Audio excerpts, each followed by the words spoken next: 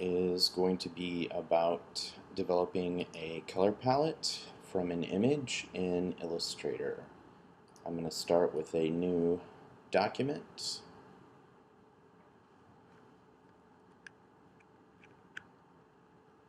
Use a single artboard letter size. I do want to ensure that I am in a CMYK color space for print. Alright, first thing, I'm going to turn on my grid, and I'm also going to turn on my Snap to grid. That'll make it a lot easier to align our colors once we get everything going. I'm going to move my artboard off to the side for now. I'm actually going to work out here in the extra space within the workspace outside of the document. First thing I need to do is place a photo in here. Under File, right in the middle is Place. I'm going to navigate to the image that I want to use. I'm going to use a digital painting by Simon Stahlenhag. Alright. Once I hit place with that, Illustrator is going to show me my pointer and also a thumbnail of what it's going to drop in there. If I just click on the workspace from here, it's going to drop that image in full size. And I actually want to control the size of the image that's going to be in here. I don't need it huge, but I need it big enough to see the different color values within it. So I'm going to click and drag, and it's going to show a bounding box of how large it's going to drop in that image. And when I let go of the mouse, there's my image that I'm going to sample from. What I need to get colors out of here is something to sample the colors into. So we're going to use rectangles, so the rectangle tool. I'm going to click on that, and I'm going to draw myself one decent sized rectangle so that I can see the colors that I'm going to sample. I'm going to go back to my selection tool with that rectangle still selected. I'm going to hold down Alt Option. You can see my pointer change from a black arrow to a black and white arrow. This means I can drag a copy of this selected object. So I'm going to click and drag with the mouse, still holding Alt or Option. And when I let go, I have a copy of that rectangle. Okay, we need 5 of these total. So I'm going to drag down another copy of 2 more of these, and then I'm going to drag down my 5th. Because I have my grid on and my snap to grid on, you can see these are all aligned and evenly spaced. Okay, now we are going to use the eyedropper. It's about 2/3 of the way down in the toolbar. It looks like an old school eyedropper.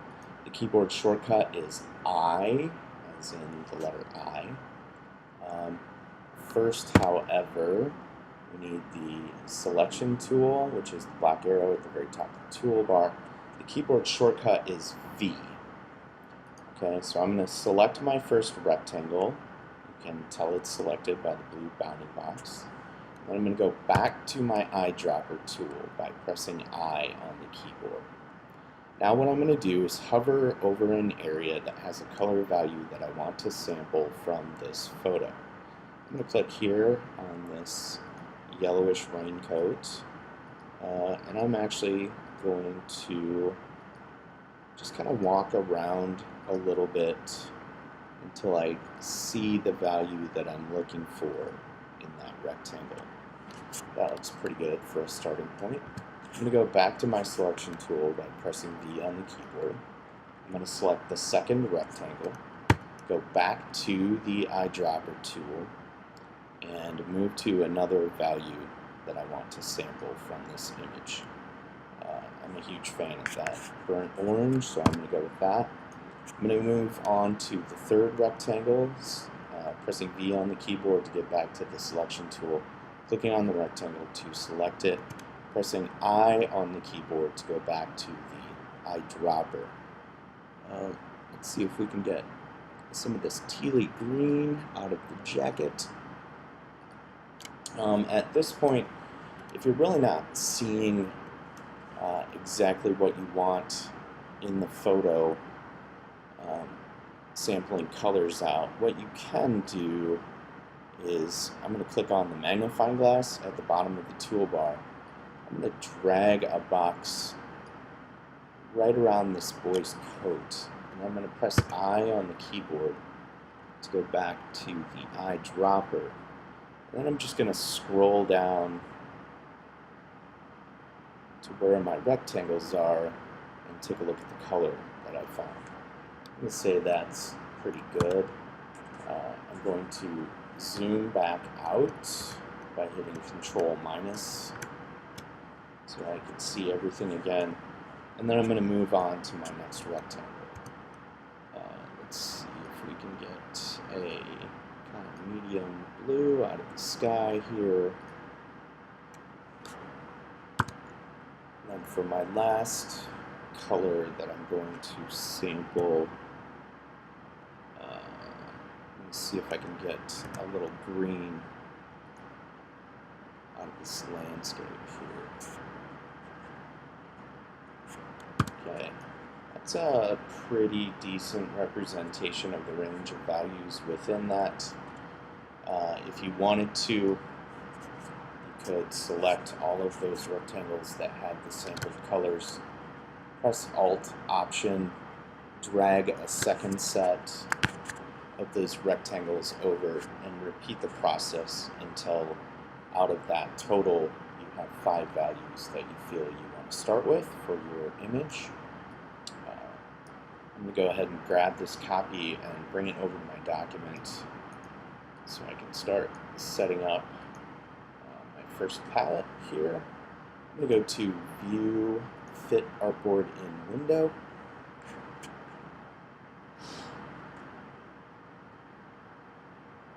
And I'm going to go to my Type tool. This one is going to be a portfolio palette. Go back to my selection tool so I can move this. I'm just going to kind of visually line things up, give things a little space. Maybe I want to start this about 1/2 inch from the top so that I have room for 5 of these when I finish. Alright, I'm going to select the top rectangle so I can get a look at its color values.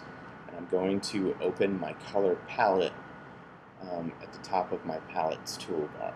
If you can't find the color palette, go to Window in the drop-down menus and click on Color. And that will open this palette wherever it is so you can get a look at it. If what you are seeing looks a little more like this, with just a rainbow and a few values, there's a drop-down menu in the upper right-hand corner of the palette, and click on Show Options. That will show you the actual cyan, magenta, yellow, and key value for the color that in the object that you have selected. Any object in Illustrator is going to have 2 values, a fill, which is the solid interior color, and a stroke, which is the outline of the object, which is represented by this hollow square. Make sure that you have the fill value selected by clicking on the solid square and bringing that forward. Now, since images are in a different RGB or 4-screen color space, the numbers that it's going to sample are going to be really wonky and have a lot of decimal values. Best practice for accurate color reproduction is to round all your color values to the nearest multiple of 5. So for this cyan, I'm going to take it a little closer to blue by typing in 10. For the magenta, I'm going to take that down actually to 25. For the yellow, I want a little more yellow, so I'm going to make this 58 to 60. And I'm going to leave it with no black. So I'm pretty happy with that. I'm going to click off to deselect, grab my type tool so I can type in the values. Just click on the artboard. And then the trick here is you have to remember what those values are. So I have 10, 25, 60, 0. Just going to grab my text box again here. And type in capital C, 10, capital M, 25, / capital Y, 60, capital K, 0. Go back to my selection tool, and I can bring this a little closer so that I know it's the value for that color. And then I'm just going to repeat this process for the remaining 4 colors. So we're going to do 30, tab 70, tab 95, tab, and for the black, I'm going to take this down quite a bit. I'm actually going to take it down to 10. And when I hit enter, I can see that fill color that I've generated on my artboard here. Alright, so I'm going to make a note of these numbers, 30, 70, 95, 10. I'm going to click on the values for my first color swatch here. I'm going to hold down Alt Option on the keyboard to drag a copy. And then I'm going to double click into this, and that's going to allow me to type in my numbers, which I have already forgotten. So I'm going to go back to my selection tool, select the rectangle, 30, 70, 95, 10, 30, 70, 95, 10. Okay, and that is the process.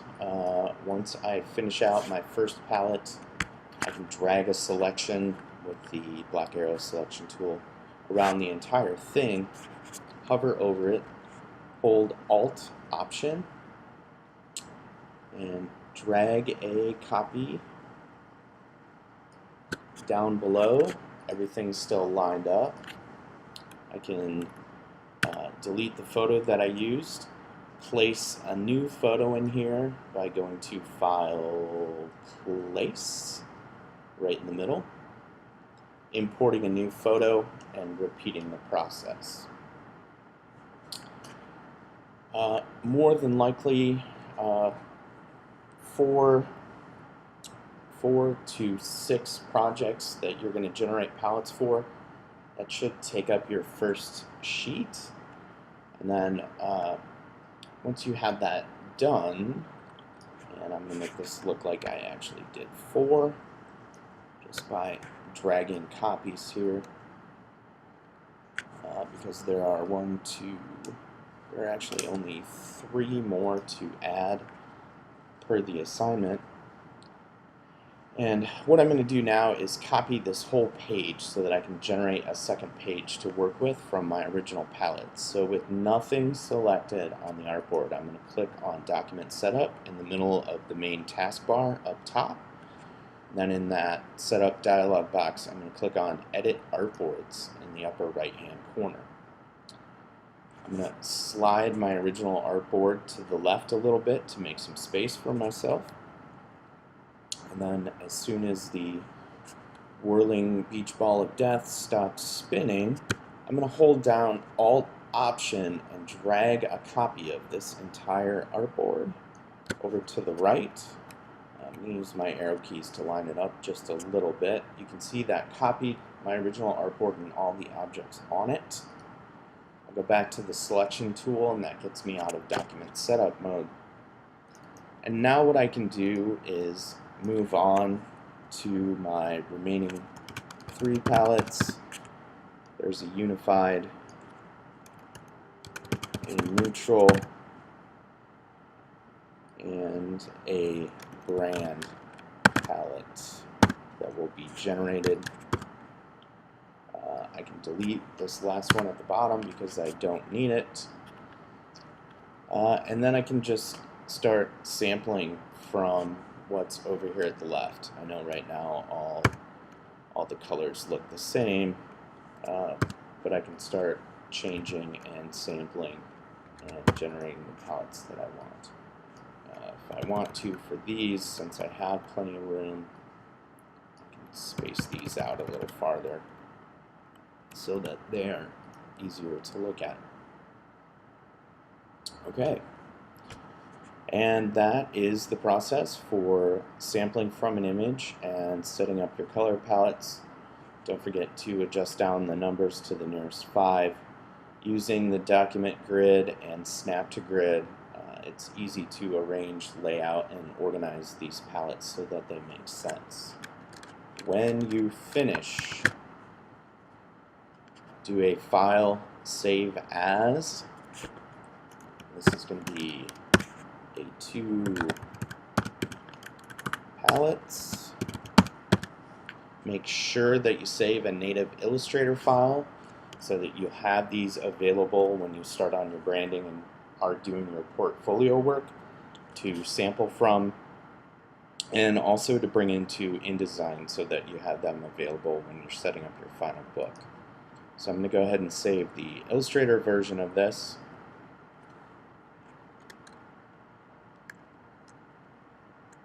And then again, I'm going to do File, Save As, and I'm going to save a PDF for taking to my printer so that I can print these in color to bring to class. I'm not going to change the name, I'm just going to change the file format in the Format dialog box at the bottom of the Save As box. I want to make sure I have all pages selected, and I'm going to click on Save. This is going to print, so in the preset I want to use the high quality print, but I want to uncheck Preserve Illustrator editing capabilities. That just adds unnecessary file size to your file. And I'm also going to uncheck Optimize for Web. I don't want any kind of web conversions going on with my colors. All right? I'm going to leave View PDF after saving checked so that I can review my document before I haul it off to the printer, which you can see that kicks open Acrobat, and I have my 2 pages of palettes here. Alright, thanks for following along. Good luck with that, and have fun working in Illustrator.